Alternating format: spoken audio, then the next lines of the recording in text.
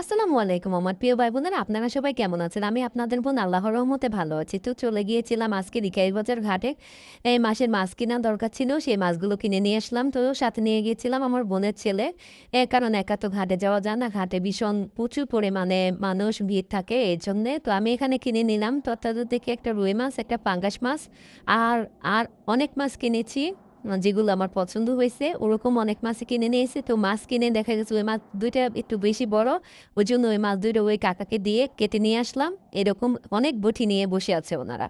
আর এই তো দেখেন আমি এখানে কি কি মাছ কিনেছি বড় সাইজের কিছু পোয়া মাছ, বেলে মাছ, তারপরে হচ্ছে সুরমা মাছ, কিছু গুড়াগাড়া হাঁসটা মাছ, যেখানে টাকি পোয়ে আরও কিছু মিলানো মাছ। তারপরে কিনেছি গুলশা মাছ।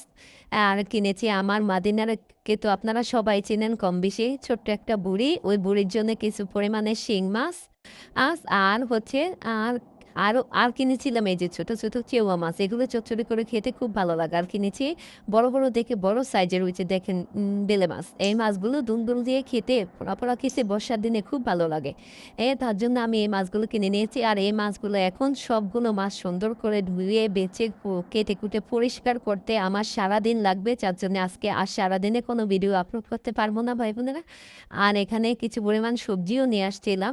আর ওই মাছের থেকে দেখা গেছে পাঙ্গাস মাছ আর রুই মাছের থেকে দুইটা পেটা বের হয়েছে, রুই পেটা দুইটা রান্না হয়েছে হচ্ছে বেগুন দিয়ে। আর তাজা ডাটা কিনে নিয়ে আসলাম, ওই ডাটাগুলো কুটে বেছে নিলাম। আর সেই মাছে এখানে রান্না হয়েছে দেখেন। আমি এদিকে মাছ কুটেছি আর আমার বোন রান্না করেছে, এখানে সুরমা মাছ রান্না করেছে। আর হচ্ছে এই আরো আরো মাছ রান্না করছে। দেখেন বাইরের ভিউটা কত সুন্দর, আজকের ওয়েদারটা খুব সুন্দর ছিল। আসসালামু আলাইকুম, সবাই ভালো থাকবেন, সুস্থ